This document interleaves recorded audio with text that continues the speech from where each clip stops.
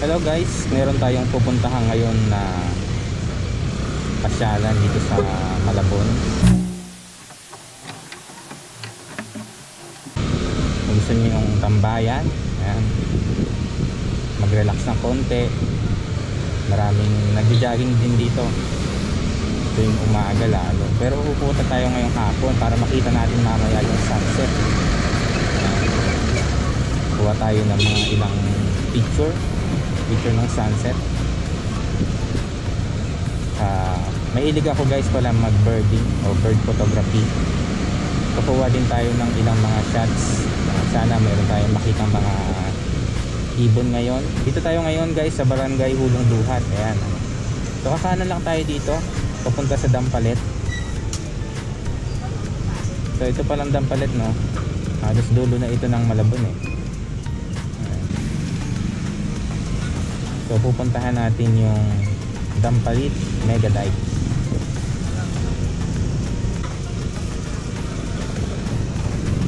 Medyo maulan kanina. Siguro umulan din ng mga isang oras. Kaya asahan natin basa yung papasukan natin doon sa Megadike. Tiyak mapapasabak yung ating Neo Gear dito. Ayan. So dito guys sa Barangay Dampalet, Msiosan Street, dito kayo kakaliwa pag sa simbahan.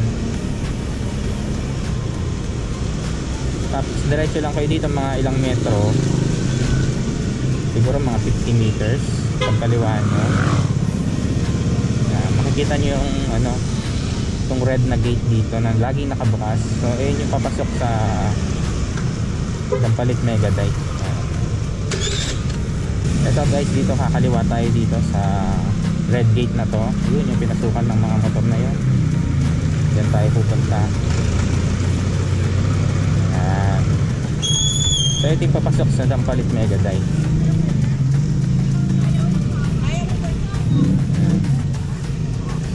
So mukhang hindi naman ganong putik kasi sa lang isang oras lang umulan. Pero kahit na buhos din yung ulan kanina eh. Mukhang hindi naman ganong lumambot yung lupa. So ayan guys yung palaisdaan dito sa Malabon.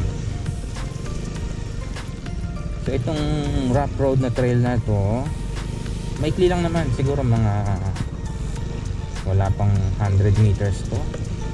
Nandun ka na agad sa pinaka Megadike. So ganito lang naman siya. Pero sulit naman guys yung pagpunta doon. Kasi maganda talaga yung lugar.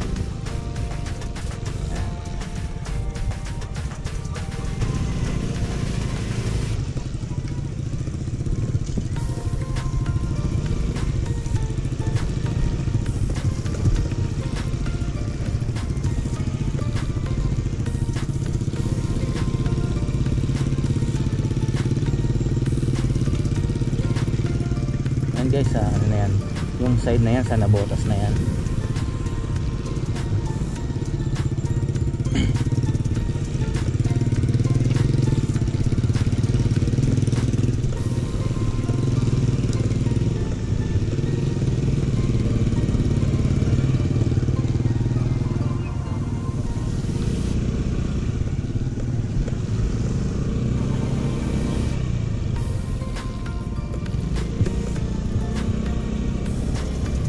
Daming ibon guys.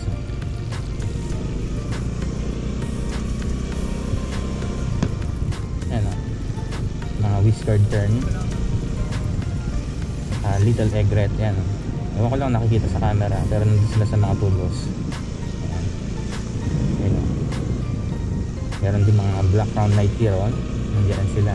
So under construction pa rin ito kasi hindi pa tapos, pero most of siguro mga 90% na, 95% tapos na.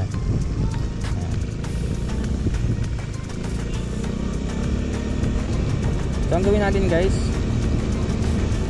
mag ride muna tayo hanggang dun sa dulo, tapos tsaka tayo humanap ng spot, tsaka tayo mag birding mamaya, mag bird photography.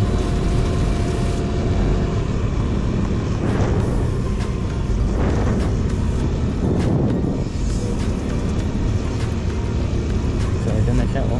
Ganda rito guys, sariwa hangin din. Kaya ito talaga yung pinipili ng mga nagbabike. Dito sila nagpa-practice, exercise. Isang pamilya pa sila pupunta rito. Meron na rin ano rito, oh, nagpi-fishing.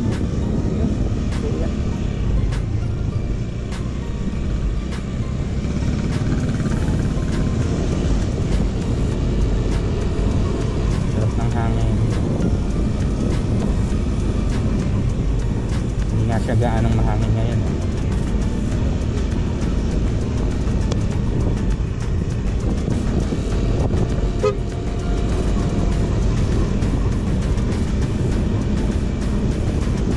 Vendor na rin dito kasi maraming ang tao, talagang pinapasok siya, sinasadya. Kung gusto mo mag-relax, tumabi ka lang dyan sa gilid, kasama mo yung one and only. Mag-relax kayo dyan, panoorin nyo mamaya yung sunset.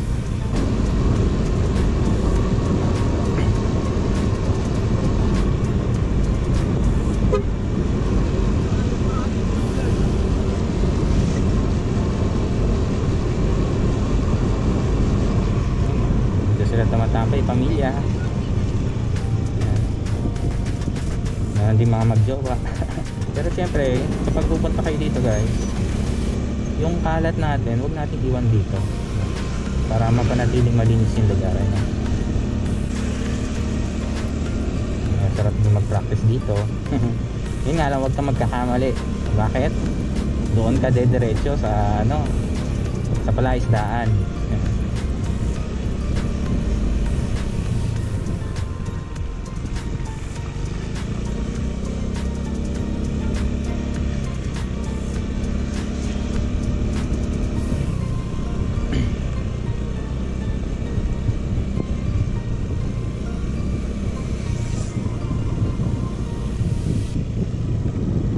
Hanggang dun pa yan sa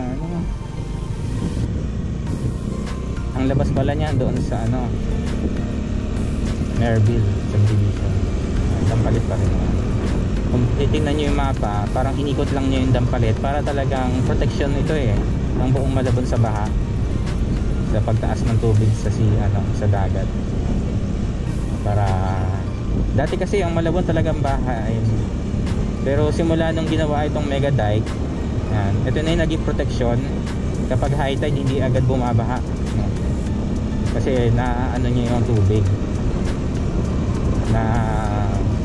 kumbaga ito yung pinaka barrier ng Malabon sa pagtaas ng tide sa dagat.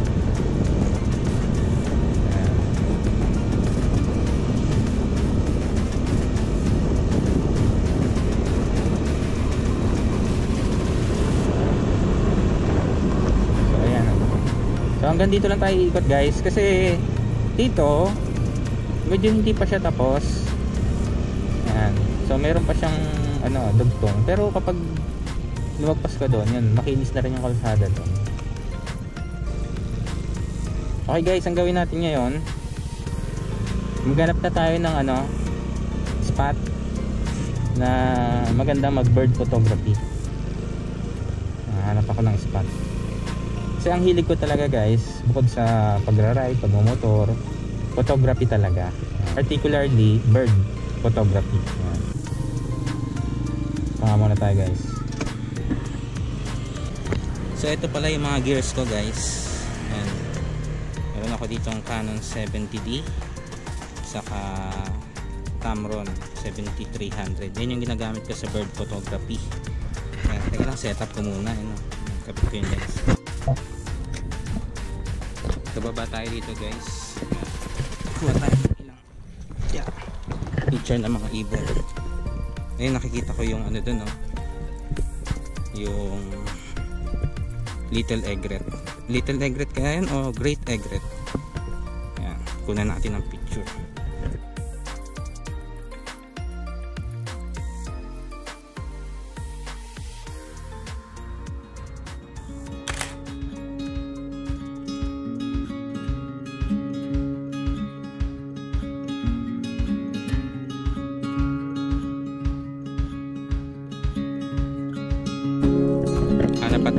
spot. May nakita akong kingfisher doon. Ayun o, lumilipad sila. Tingnan ko kung makukuha ko ng shot. Ayan. Nabugaw nung nung bangka eh. Ayun o. Sundan ko lang.